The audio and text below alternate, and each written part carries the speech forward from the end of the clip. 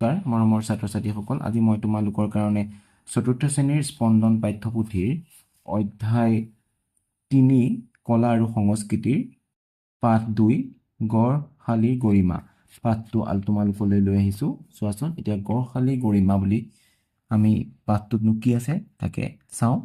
অসমৰ বেলেগ বেলেগ ঠাইৰ নানাবিধ সামগ্ৰী ঘৰে ঘৰে উৎপাদন কৰা হয়। তোমালোকে নিশ্চয় শুৱালকুছিৰ পাট মুগাৰ কাপোৰ, হাজোৰ পিতলৰ বাচন বৰ্তন, নলবাৰীৰ বাঁহ বেতৰ আচবাব আৰু জাপি আদিৰ বিষয়ে শুনিছা। সাধাৰণ মানুহৰ ঘৰত ঘৰুৱা সা সঁজুলিৰ সহায়ত এনেবোৰ সামগ্ৰী উৎপাদন কৰা হয়, সেইবাবে ইয়াক কুটিৰ শিল্প বোলা হয়। মনত ৰাখিবা, কুটিৰ শিল্প কাক বোলে? সাধাৰণ মানুহৰ ঘৰত ঘৰুৱা সা সঁজুলিৰ সহায়ত যি সামগ্ৰী উৎপাদন কৰা হয় সেই সামগ্ৰীসমূহক কুটিৰ শিল্প বুলি কোৱা হয়। গড়শালী গৰিমা পাঠটোৰ মাজেৰে সৰ্থেবাৰী কাঁহ শিল্পৰ বিষয়ে কিছু কথা জানিম বুলি কৈছে। আহাচোন আমি এতিয়া পাঠটোৰ মাজলৈ সোমাই যাওঁ। এতিয়া পাঠটোত চোৱাচোন, চিত্ৰখনতে চোৱা, এজন ককাৰ কথা আছে আৰু এগৰাকী ছোৱালীৰ কথা আছে, নহয়নে? এতিয়া আহাচোন ইয়াৰ কিনো আছে চাওঁ আহা। আজি ৰবিবাৰ, নিতাই আগফালৰ বাৰান্দাত বহি ছবি আঁকি আছে। তেনেতে তাই জপনাখন খোলাৰ শব্দ শুনিলে। তাই ছবি অঁকাৰ পৰা মূৰ তুলি চাই ককাকক সোমাই অহা দেখিলে। মা মা ককা আহিছে বুলি চিঞৰি তাই একেলৰে ককাকৰ ওচৰ পালেগৈ। ককাকে তাইৰ মূৰত মৰমেৰে হাত ফুৰালে। তাৰ চিঞৰ শুনি তাইৰ মাক ভিতৰৰ পৰা ওলাই আহিল। মাকে মূৰ দোৱাই শহুৰেকক সেৱা জনাই ভিতৰলৈ মাতিলে। আহক দেউতা, বাটত কিবা অসুবিধা হৈছিল নেকি? নাই নাই বোৱাৰী, একো অসুবিধা হোৱা নাই। হাতৰ মোনাখন নমাই ককাকে ক'লে, এই মোনাখন ভিতৰলৈ নিয়াচোন। মোনাখন দাঙি নিতাৰ মাকে ক'লে, এই গধুৰ মোনাখন কিয় কঢ়িয়াই আনিছে? বলক ভিতৰলৈকে যাওঁ। নিতাৰ মাকে মোনাখন দাঙি নি চৰাঘৰতে থলে আৰু মুখ হাত ধুবলৈ গামোচা এখন আগবঢ়াই দিলে।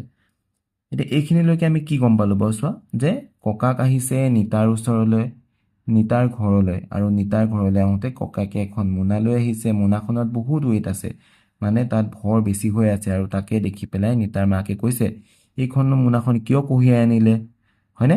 এতিয়া তাৰপিছত হাত মুখ ধুবলৈ দিলে।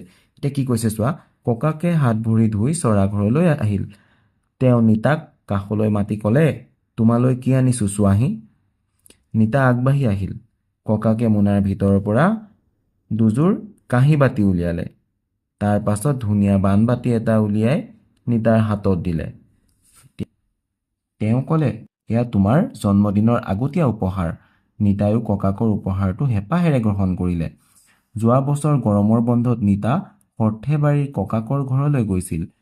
তেতিয়া তাই ককাকহঁতৰ ঘৰত কিছুমান মানুহে জুই একুৰাৰ ওচৰত বহি হাতুৰিৰে কোবাই বাচন বৰ্তন গঢ়ি থকা দেখিছিল। ককাকে তাইক কৈছিল, এইখন গড়শালী আৰু ইয়াত কাঁহৰ বাচন বৰ্তন তৈয়াৰ কৰা হয়। মনত ৰাখিবা, গড়শালী বুলি যে আমি কৈছোঁ, এই পাঠটোৰ নাম ইয়াতে ওলাইছে যে গড়শালী মানে কি, য'ত কাঁহৰ বাচন বৰ্তন তৈয়াৰ কৰা হয়, আৰু আমি ইয়াক আৰু কঁহাৰ শাল বুলিও কওঁ, হয়নে? এনে বাচন বৰ্তন তৈয়াৰ কৰা মানুহক কঁহাৰ বুলি কোৱা হয়। আৰু কঁহাৰসকলে ঢল পোৱাতেই গড়শালীৰ কামত ধৰে, কাৰণ বেলি ওলোৱাৰ পাছত গৰম বেছিকৈ অনুভৱ হয়। জুইৰ কাষত হাতুৰি মৰা, কাঁহী বাতিত ফুল কটা, ৰেতি চলোৱা আদি বৰ কষ্টকৰ কাম। অলপ ৰৈ নিতাই তেওঁলোকৰ কাম চাইছিল। তাই দেখা পাইছিল যে কঁহাৰসকলে জুইকুৰাৰ কাষত বহি হাতেৰেই কাঁহৰ সামগ্ৰীবোৰ প্ৰস্তুত কৰিছিল। কোনো ধৰণৰ যন্ত্ৰ ব্যৱহাৰ কৰা নাছিল। নিতাই আচৰিত হৈ সুধিছিল, কাঁহ কেনেকৈ গলাব পাৰি ককা? মাটিৰ সৰু পাত্ৰ এটা হাতত লৈ ককাকে কৈছিল, এইটো দেখিছা নহয়, ইয়াৰ নাম মহি। কঁহাৰসকলে এই মহিত কাঁহ গলায়।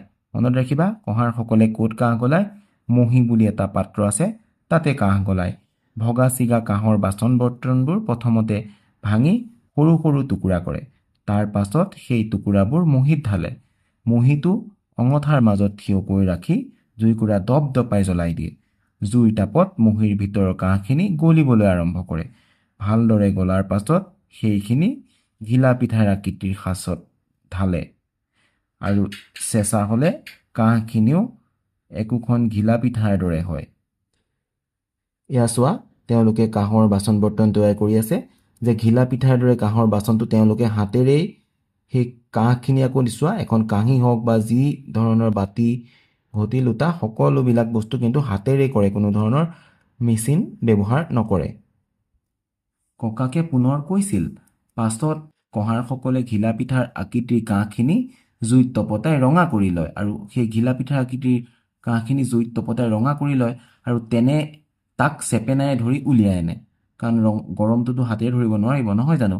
পিছে অলপমান চেঁচা হ'লেই কাঁহ বৰ টান হৈ যায়। সেয়েহে তেওঁলোকে কাঁহৰ টুকুৰাবোৰ বাৰে বাৰে গৰম কৰি নিয়াৰীৰ ওপৰত থৈ পিটি থাকিবলগীয়া হয়। পিটি মানে কি জানানে? মানে আমি মৰিয়াই থাকিবলগীয়া হয়। সেই নিয়াৰীৰ ওপৰত থৈ হাতুৰিৰে কোবাই মৰিয়াই থাকে, আৰু তেনেদৰে পিটি পিটি বাচন বৰ্তন গঢ়ে আৰু চেপেটা কৰে। কাৰণ অকণমান সময় থাকিলে সি আকৌ টান হৈ যায়, গতিকে গৰমে গৰমেই ইয়াক নিজৰ আকৃতি দিব লাগে। ঠিক আছে? সেইদিনা কাঁহ শিল্পৰ বিষয়ে জানিবলৈ নিতাই দেখুওৱা আগ্ৰহ দেখি ককাকৰ বৰ ভাল লাগিছিল।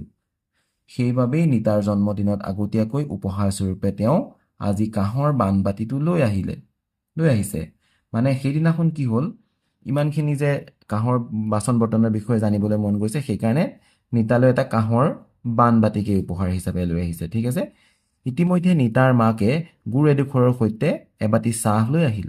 চাহবাতি হাতত লৈ ককাকে ক'লে, গুড়েৰে চাহবাতি আনি বৰ ভাল কৰিছা বোৱাৰী। আমাৰ পিতাহঁতেও সদায় একোডোখৰ গুড়ৰ সৈতে তপত চাহ খাইছিল। হয়নে? আগৰ দিনৰ মানুহে আৰু একাপ চাহৰ লগত গুড় এটুকুৰা একাপ চাহ খাই দিয়ে, হয়নে?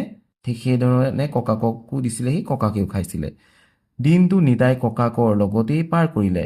সন্ধিয়া সময়ত তাই স্কুলৰ বহী এখন মেলি ককাকক দেখুৱাই ক'লে, চোৱা ককা, আমাৰ শইকীয়া ছাৰে কুটীৰ শিল্পৰ বিষয়ে এটা প্ৰকল্প প্ৰস্তুত কৰিবলৈ দিছে। কুটীৰ শিল্পকে আমি ইতিমধ্যে পঢ়ি আহিছোঁ, পাঠটোৰ আৰম্ভণিতে আছিলে, মনত পৰিছে। এই শিল্পত উৎপাদন হোৱা বস্তুবোৰৰ ছবি আঠা লগাবলৈ দিছে। মই কাঁহ শিল্পৰ বিষয়ে লিখিছোঁ। এতিয়া লগৰবোৰে শুৱালকুছিৰ পাট মুগাৰ শিল্প, নলবাৰীৰ বাঁহ বেতৰ শিল্প, হাজোৰ পিতলৰ শিল্প, মাজুলীৰ মুখা শিল্প, ধুবুৰীৰ আশাৰীকান্দিৰ টেৰাকটা শিল্প আদিৰ কথা লিখিছে। হয়নে? এতিয়া মনত ৰাখিবা, আৰু কি কি ঠাইত কি কি শিল্প আছে দেখিছেনে? নলবাৰীত বাঁহ বেত আছে, হাজোত পিতল আছে, মাজুলীত মুখা শিল্প, ধুবুৰীৰ আশাৰীকান্দিত টেৰাকটা। হয়নে? টেৰাকোটাটো কি হয়, যে আমাৰ শিল বা শিলত কটা বা ডাঙৰ ৱাল বা দেৱালয়বিলাকৰ ৱালত যে কটা থাকে মূৰ্তি, সেয়াও আমি টেৰাকোটা বুলিয়ে ক'ব পাৰোঁ। ঠিক আছে? কাঁহ শিল্পৰ দৰে সকলো কুটীৰ শিল্পৰ সৈতে জড়িত শিল্পীসকলে খুব কষ্ট কৰে, নহয়নে ককা? সেইবাবে সকলো কুটীৰ শিল্পকে আদৰ কৰিব লাগে। মানে কুটীৰ শিল্প আচলতে এটা অতি সহজ নহয়, ইয়াক বহুত কষ্ট কৰিহে কৰিব লাগে, যিহেতু ইয়াত মেচিন ব্যৱহাৰ কৰা নহয়, সকলোবোৰ কাম হাতেৰে কৰা হয়। ঠিক আছে? আমি কুটীৰ শিল্পৰ বিষয়ে ইয়াৰ পঢ়িছোঁ, আৰু ইয়াৰ পিছৰ পৃষ্ঠাটোত কি আছে চাওঁ হা। বাহ, তুমি দেখোন বহুত কথা জানা হৈছা। মই আকৌ তোমাক সৰু ছোৱালী বুলিয়ে ভাবিছিলোঁ, ককাকে তাইৰ মূৰত হাত ফুৱাই ক'লে। কুটীৰ শিল্পৰ কথা আমাৰ শইকীয়া ছাৰে খুব ধুনীয়াকৈ পঢ়ুৱাইছে। এই বুলি কৈ নিতাই তাইৰ প্ৰকল্পটো ককাকক দেখুৱালে। প্ৰকল্পটোত তাই কাঁহী, বাতি, বানবাতি, বানকাঁহী, হাতীখুজীয়া বাতি, জৰি বটা, ফেটি বটা, লোটা, ঘটি, ভোৰতাল, খুটিতাল, সফুৰা আদিৰ ছবি আঠা লগাই থৈছে।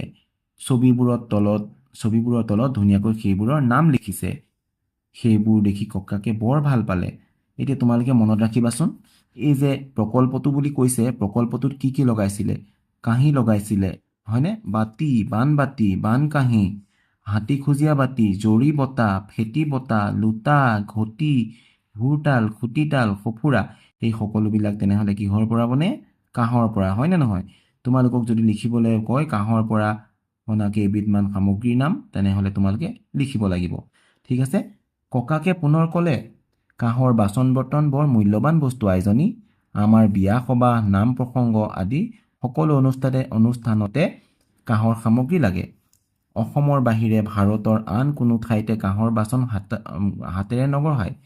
সেইবাবে ভাৰতৰ বিভিন্ন ঠাইৰ লগতে বিদেশতো হাতে গঢ়া কাঁহৰ সামগ্ৰীৰ আদৰ আছে। এই কুটীৰ শিল্পবোৰ অসমীয়া সংস্কৃতিৰ প্ৰাণ।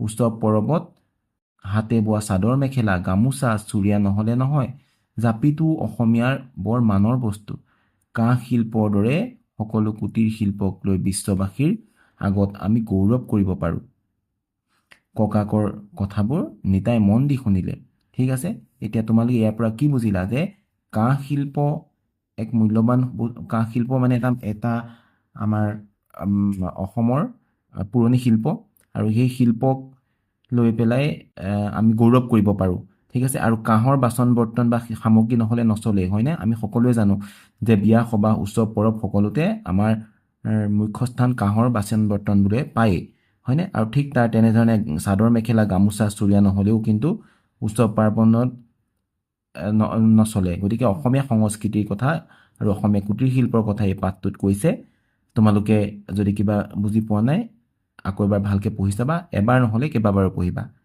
ঠিক আছে এতিয়া পাঠভিত্তিক প্ৰশ্নোত্তৰলৈ আগবাঢ়িছোঁ প্ৰথম প্ৰশ্ন দিছে তলত দিয়া প্ৰশ্নকেইটাৰ শুদ্ধ উত্তৰটো বাছি উলিয়াই সঠিক বৃত্তটো পূৰ কৰা ককাকে নিতাক কি উপহাৰ দিছিল বানবাতি বানকাঁহী জৰি বটা ভুৰ তাল এতিয়া আমি কিতাপত পোৱা মতে বানবাতি গতিকে কটো হ'ব শুদ্ধ আমি ক বৃত্তটো গোল কৰিছোঁ নিতাই কিহৰ বিষয়ে প্ৰকল্প প্ৰস্তুত কৰিছিল শুৱালকুছিৰ বস্ত্ৰশিল্প মাজুলীৰ মুখা শিল্প সৰ্থেবাৰী কাঁহ শিল্প হাজোৰ পিতল শিল্প ইয়াতে গটো শুদ্ধ সৰ্থেবাৰী কাঁহ শিল্প গতিকে আমি গ বৃত্তটো পূৰ কৰিছোঁ কঁহাৰসকলে কাঁহৰ টুকুৰাবোৰ বাৰে বাৰে গৰম কৰি নিয়াৰীৰ ওপৰত থৈ কিয় পিতে টুকুৰাবোৰ গলাবলৈ বাচন বৰ্তনত গঢ় দিবলৈ টুকুৰাবোৰ টান কৰিবলৈ বাচন বৰ্তনৰ ফুল কাটিবলৈ খ শুদ্ধ উত্তৰ বাচন বৰ্তনৰ গঢ় দিবলৈ গতিকে আমি খ বৃত্তটো পূৰ কৰিছোঁ ইয়াৰ পিছৰ প্ৰশ্ন 2 তলত দিয়া প্ৰশ্নকেইটাৰ উত্তৰ দিয়া ক কাঁহ গলোৱা পাত্ৰবিধৰ নাম কি কাঁহ গলোৱা পাত্ৰবিধৰ নাম হ'ল মহী খ অসমৰ কোন ঠাই মুখা শিল্পৰ বাবে বিখ্যাত উত্তৰ অসমৰ মাজুলী মুখা শিল্পৰ বাবে বিখ্যাত গ বাঁহ বেতৰ শিল্পৰ বাবে অসমৰ কোন ঠাই বিখ্যাত বাঁহ বেতৰ শিল্পৰ বাবে অসমৰ নলবাৰী বিখ্যাত ঘ নিয়াৰী কি নিয়াৰী হ'ল লোৰ এবিধ সঁজুলি যাৰ ওপৰত তপত ধাতু থৈ পিটি গঢ় দিয়া হয় প্ৰশ্ন ঙ গড়শালি মানে কি যি ঠাইত কাঁহ বা ধাতু গলাই বা পিটি বিভিন্ন বাচন বৰ্তন আৰু সামগ্ৰী গঢ়া হয় তাকে গড়শালি বুলি কোৱা হয় প্ৰথম চ কুটিৰ শিল্প বুলিলে কি বুজা উত্তৰ নিজৰ ঘৰতে কম মূলধনেৰে পৰিয়ালৰ সদস্য মিলি যি সৰু পৰ্যায়ৰ উদ্যোগ চলোৱা হয় তাকে কুটিৰ শিল্প বোলে দ্বিতীয় চ নিতাই কাঁহৰ বাচন বৰ্তন গঢ় দিয়া ক'ত দেখিছিল উত্তৰ নিতাই কাঁহৰ বাচন বৰ্তন গঢ় দিয়া সৰ্থেবাৰীৰ গড়শালি এখনত দেখিছিল প্ৰশ্ন 3 তলত দিয়া সামগ্ৰী কেইবিধৰ ভিতৰত মিল নথকা সামগ্ৰীবিধ বাছি উলিওৱা আৰু কিয় অমিল লিখা ইয়াত দিছে বানবাতি বানকাঁহী ভুৰতাল আৰু হাতীখুজীয়া বাতি উত্তৰত যদি আমি লিখোঁ কি হ'ব ইয়াত এটা অমিল আছে সেই হৈছে ভুৰতাল এতিয়া অমিলটো হ'ল ভুৰতাল কাৰণ বানবাতি বানকাঁহী আৰু হাতীখুজীয়া বাতি হৈছে ৰান্ধনী ঘৰৰ ব্যৱহৃত সৰঞ্জাম আনহাতে ভুৰতাল হ'ল নামঘৰত নাম গাওঁতে ব্যৱহৃত সৰঞ্জাম 4 প্ৰশ্ন কাঁহৰ বাচন গঢ়োতে ব্যৱহাৰ হোৱা তিনিবিধ সঁজুলিৰ নাম লিখা উত্তৰ কাঁহৰ বাচন বৰ্তন গঢ়োতে ব্যৱহাৰ হোৱা তিনিবিধ সামগ্ৰী বা সঁজুলিৰ নাম হ'ল নিয়াৰী হাতুৰী চেপেনা আৰু ইয়াৰ বাহিৰেও ৰেতিও ব্যৱহাৰ কৰা হয় আৰু বিভিন্ন ধৰণৰ ডাঙৰ সৰু বহুত হাতুৰী ব্যৱহাৰ কৰে ঠিক আছে প্ৰশ্ন 5 ভাবা আৰু কোৱা আমি ইয়াত লিখিব পাৰোঁ এনেকুৱা প্ৰশ্ন পৰীক্ষাত আহে ক কঁহাৰসকলে ঢল পোৱাতেই কিয় কামত ধৰে উত্তৰ কঁহাৰসকলে পুৱাৰ ভাগত ঠাণ্ডা পৰিৱেশত কাম কৰিবলৈ সুবিধা পায় দিনটোৰ সূৰ্যৰ তাপ বাঢ়ি অহাৰ লগে লগে কাম কৰা ঠাইকণ গৰম হৈ পৰে যাৰ ফলত জুইশালৰ কাষত থাকি গধুৰ ধাতু পিটিবলৈ কষ্টকৰ হয় সেয়েহে পৰিশ্ৰমী কঁহাৰসকলে দিনটোৰ কাম সোনকালে আৰম্ভ কৰে প্ৰশ্ন 5 খ কুটিৰ শিল্প অসমীয়া সংস্কৃতিৰ প্ৰাণ ককাকে কোৱা এই কথাষাৰৰ অৰ্থ বুজাই কোৱা উত্তৰ কুটিৰ শিল্পই অসমৰ থলুৱা কলা সংস্কৃতি আৰু পৰম্পৰাক জীয়াই ৰাখিছে তাঁতশাল বাঁহ বেতৰ শিল্প মৃৎশিল্প আদি কেৱল জীৱিকাৰ মাধ্যমেই নহয়, ই আমাৰ সামাজিক পৰিচয়। এই শিল্পবোৰ আমাৰ মানুহৰ ঘৰুৱা জীৱন, বিয়া সবাহ আৰু উৎসৱ পাৰ্বণৰ সৈতে ওতঃপ্ৰোতভাৱে জড়িত। সেয়েহে কুটিৰ শিল্পক অসমীয়া সংস্কৃতিৰ প্ৰাণ বুলি কোৱা হয়। ইয়াৰ পিছৰ প্ৰশ্ন 6, কাঁহেৰে তৈয়াৰী সামগ্ৰীৰ ছবিত শুদ্ধ চিন দিয়া।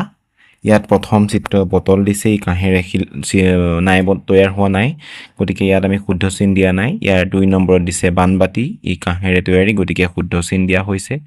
তাৰপিছত এখন কাঁহীখন কাঁহেৰে তৈয়াৰী, গতিকে আমি ইয়াত শুদ্ধ চিন দিছোঁ। তাৰপিছত এটা লোটা দিছে, লোটাটো কাঁহেৰে তৈয়াৰী, তাত আমি শুদ্ধ চিন দিছোঁ। গিলাচ আৰু তাৰপিছত চৰিয়া দিয়া আছে, ইহঁতি যিহেতু কাঁহৰ নহয়, তাত আমি শুদ্ধ চিন দিয়া নাই। ঠিক আছে। ইয়াৰ পিছৰ ভাষা অধ্যয়নলৈ আমি গৈছোঁ। 7 ক, নিতাই আগফালৰ বাৰান্দাত বহি ছবি আঁকি আছিল। তেনেতে তাই জপনাখন খোলা শব্দ শুনিলে। ওপৰত দ্বিতীয় বাক্যটোত তাই শব্দটো ব্যৱহাৰ হৈছে নিতাৰ পৰিৱৰ্তে। ঠিক আছে। দেখি নিতাৰ পৰিৱৰ্তে যদি এনেধৰণৰ শব্দ ব্যৱহাৰ হয়, আন পদৰ সলনি যি পদ ব্যৱহাৰ হয় সেই পদবিলাকৰ নাম সৰ্বনাম পদ বুলি কোৱা হয়। একেটা নামকে বাৰে বাৰে শুনি থাকিবলৈ শুৱলা নহয়, হয়নে? সেইবাবে আমি কথাত মানুহৰ মাজত যেতিয়া কথা পাতোঁ, আমি নামৰ সলনি মই, তুমি, তেওঁ, আমি, তেওঁলোক, তোমালোক, তহঁত, সিহঁত, ই, সি, তাই আদি ব্যৱহাৰ কৰোঁ আৰু এই পদবিলাকক সৰ্বনাম পদ বুলি কোৱা হয়।